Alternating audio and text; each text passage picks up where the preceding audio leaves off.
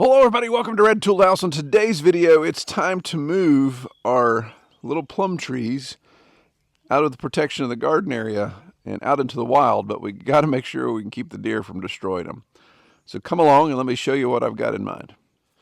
So 2 years ago, I used the one wild plum tree we have on our property to propagate a lot of the pits from the plums,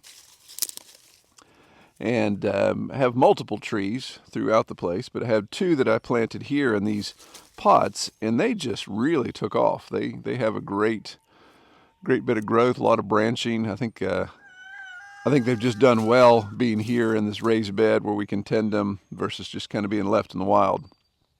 But obviously, I don't want these trees to be here to block the garden as they mature. We need to have them relocated so they can thrive in another area and, of course, not put so much shade on the garden. So the anti-chicken raised bed I built a couple weeks ago in the chicken church, I've really been happy with that. It's kind of a blind squirrel gets a nut every once in a while type of thing. Really like how that came together. It's going to last quite a long time, and with the details and how I built it, it's going to allow the plants to flourish in there, and of course the chickens not destroy it. So I want to utilize that same idea with our plum trees. So we have this slope here on the edge of the garden, and this is actually a northeasterly slope. North is this way. So the house is behind you all, and really not a lot that goes on here as far as growth. Obviously we cut the grass, we've got a tree line that'll be big and leafy at some point. But the sun travels, of course, right through this area. So this area does still get a lot of sun, even though it's got a more northerly slope.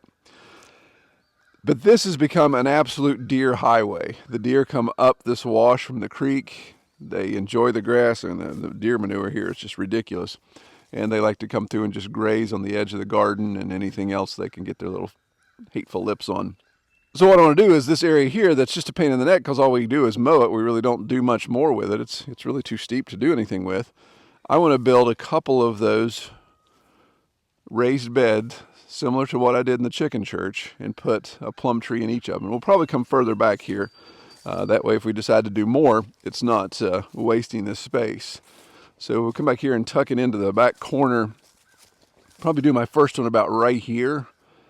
And we'll do a 45 by 45, really just a bit smaller than 4 feet.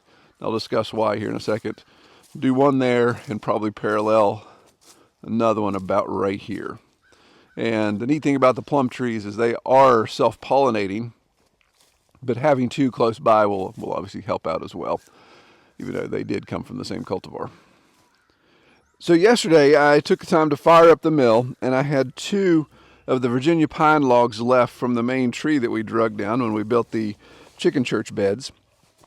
And thinking about what size yield I wanted, I still wanted to do true dimensional, so true 2x. And I ended up doing 2x9s with one log, and then went to more of a box store type 2x4, so 1.5 inches by 3. To do my verticals. So I was a little worried about scale with going with a smaller box. Would it look too bulky and actually end up not, almost looking like it's sitting down in a closet. So I was able to cut the logs at 12 feet 4, and I think with just some of the kerf and just getting around some ugly spots, I think I want to make these beds 45 inches by 45 inches. That's just 3 inches under 4 feet, obviously, and gives me some leeway there so I can maximize. I've got, I think, just enough material to create the two boxes that I want and not have to fire up the mill or actually go to the woods to get another Virginia pine.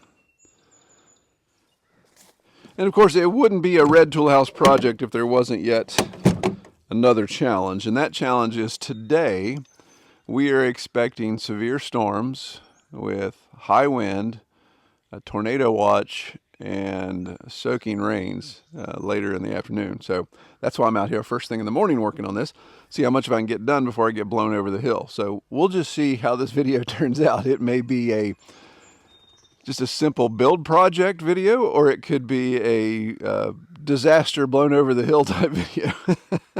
So stick around, we'll just see how it shakes out.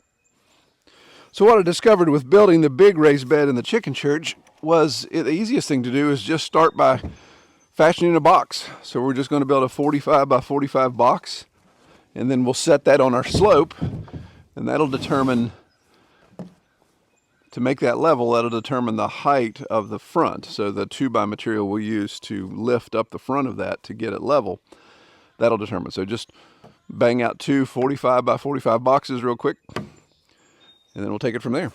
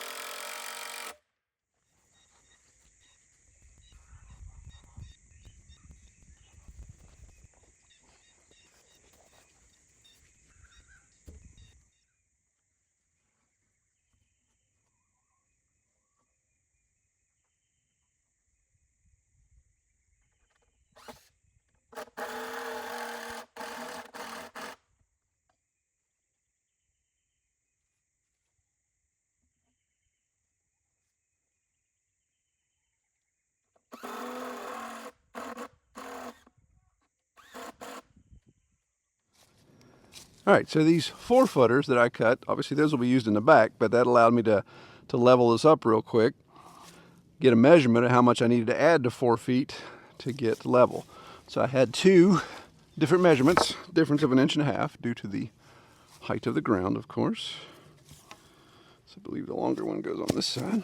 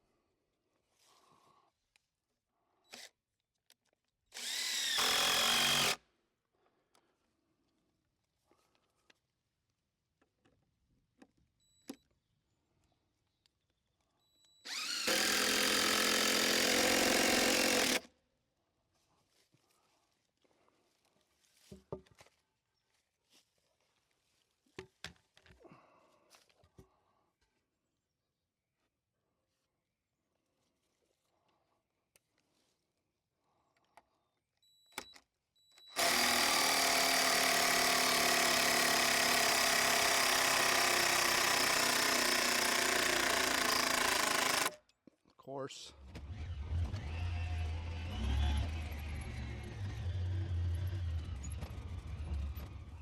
So I want to take a quick second to give a shout out to this week's video sponsor, and that's Ink Irma. We featured their products before. Well, they sent me another device to test out, and this has been fun to play with. This is a bilateral laser distance meter. So it actually has a laser that comes out of both ends, and it gives you the ability to shoot a laser both directions and give the distance up to several hundred feet. Unlike a regular laser distance meter, being bilateral, you don't have to be one end of the room or the other where you're measuring. This comes in really handy if you've got a crowded room, say like my garage, where you're trying to measure the distance, full of vehicles, full of stuff. You can stand anywhere and get the readings from both ends. And the display will show you the reading from your left and from your right, and then of course total it together. This device also measures angle, so if you're trying to figure out the slope of something, the way the sides are sculpted and smooth, you can stick it on whatever angle you have there, and it'll give you an angle reading as well as the measurement. But what's really neat is the memory capabilities of this. You can take your measurements and add them up. So again, using the example of the garage, if I wanted to get the square footage of my garage, I can measure my width, store that measurement, turn 90 degrees and measure my length, store that measurement, and it'll give me square foot. It'll actually do Pythagorean, determine the hypotenuse, all of that type of stuff. It'll do some pretty cool calculations utilizing the bilateral laser. So this definitely comes in handy on building projects. I think about this device. Wish I had this device when I was in college, when we were doing a lot of spelunking, cave exploring. We were trying to measure features inside of a cave, and of course, difficult to do so with a tape measure. This would have been really handy to have 30 years ago. But if you're interested, I'll put a link below down in the video description. Well, let's get back to our video. All right, so it looks like we've got a little lull. That was a quick storm, quick rain. Pulled all my equipment back out, so we'll see if it rains again here in 2 minutes. Okay, keep going.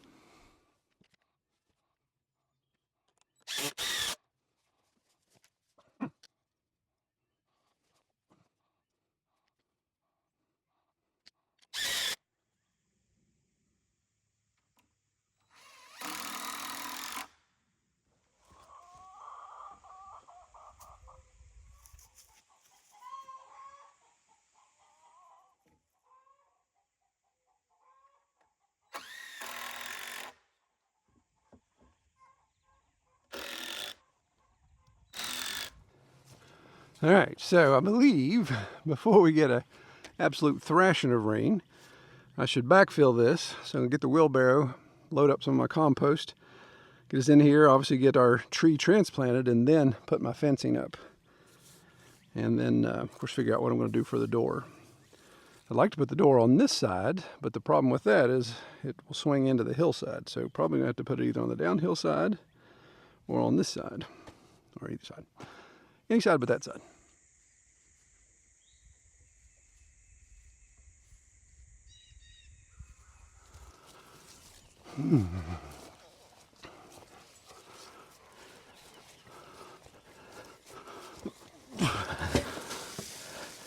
Yeah, push it over the hill, stupid.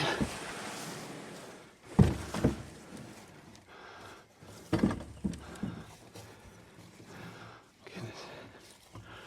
That didn't make a dent, Timmy.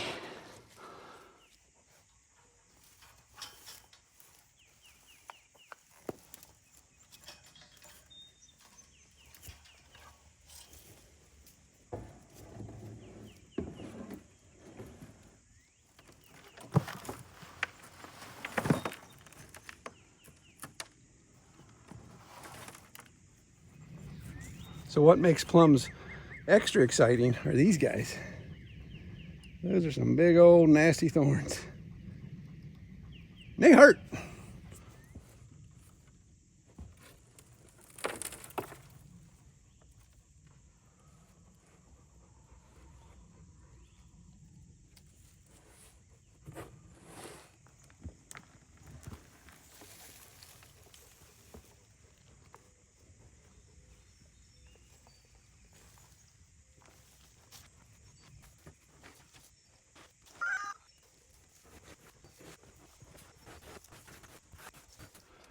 All right, so got that backfilled, got our first plum tree transplanted there.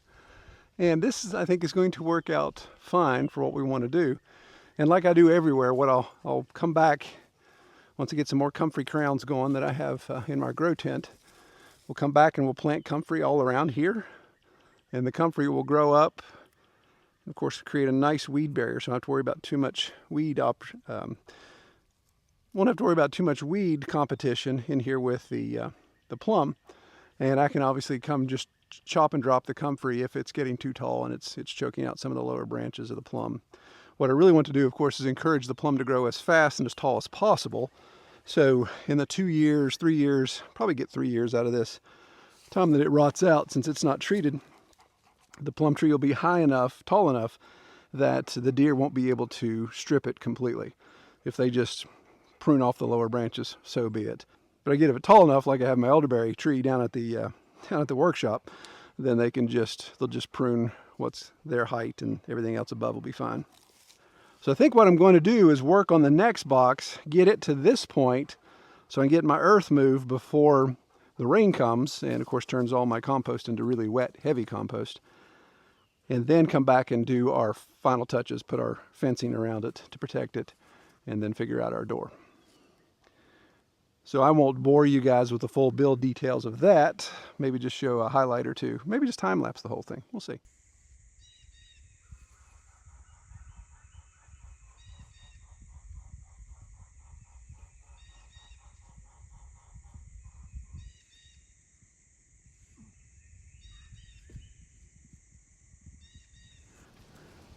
All right, so there we go. Got both of those planted in there. Backfilled real nice. Maybe you want to, hey Troy, aren't you wasting a lot of compost filling that up? Can't you just use compost on the top? Well, if we were doing annuals, small, shallow root plants, then sure, we could do that. I could have put a whole bunch of stuff, rotted logs there, sand, gravel, just dirt basically instead of compost. But I really want to get these trees to thrive as quickly as possible. The ground that we're standing on here isn't the greatest. It was part of the excavation of our house site.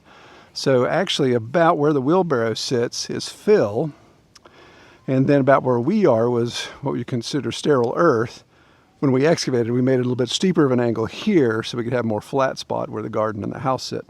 So I want to have as much high quality soil, get that root ball as high as possible to allow it to establish, and then it will actually drill down into the soil, into the dirt, the bedrock even, and hopefully get established at that point. And you may be saying, okay, are you sure about that? Let me show you, because this is something I'm a little concerned about. So this is where the second pot was sitting, and you can see right here, there is a taproot. That is the taproot to my plum tree. And it's pretty well established, but you can even see where down here in the barrel, the bottom of the barrel where the drain hole was, there was actually a pinch point. So this has kind of worked itself over into a bit of a knob. That's why it was such a weak area. It was easy to break off there. So I'm hoping I didn't kill the tree. I don't think I did. There was plenty of capillary roots, so I'm hoping the taproot will reestablish. But this is just proof. This ground we're on here, this is hard pan. This is the hardest of the hard. Sterile earth. I mean, just got grass to grow on it over the last 20 years, but we've never done anything to bring any topsoil. And this guy is pretty well established down into that. So I think once those trees get healthy, get over the shock of being moved, then they'll be able to put taproots deep. I'm striking a line with a chalk line just so I can get the fence to sit or to track as true as possible. Makes it so much easier to hang this type of fence. The only downside is my fence is used and it's so beat up, it's not really straight. And I've got an idea for the gate. Closer I get to finishing, hopefully the more formulated in my head it'll be, and I'll share it with you then. Watch out though. Chalk line.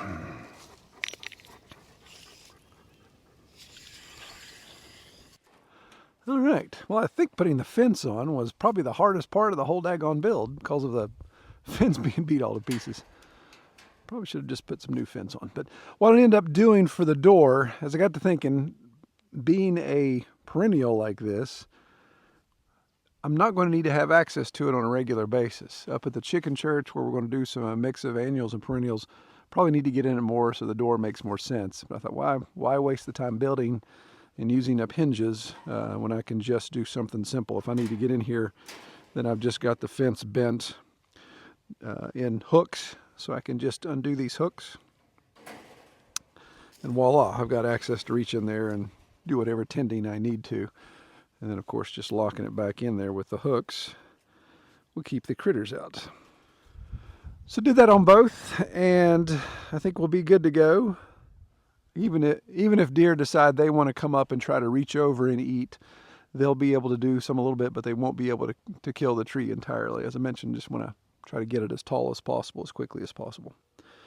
So we also dodged all the rain. It's another big band's coming, but everything that's come so far has gone a little north for us, so this is good. So it allowed me to get all this done, but it'll keep me from having to water tonight. May come back and put a lot of wood chips in here to, of course, keep the soil from blowing away and all that type of stuff as it gets dry. So I'm excited to see these plum trees grow to the point where they can start producing fruit. Even though a wild plum doesn't produce a ton of flesh, it's got a big stone, they are great for making jellies. The jelly we make from that is incredible because it has all of its own natural pectin. You really don't have to add pectin to it. And it's really got a nice, I like the tartness of the plum jelly. Well, comment below if you guys interact with wild plums, if you guys have them on your homestead and what you like about them. I appreciate everybody watching. I pray you have a great week. Take care.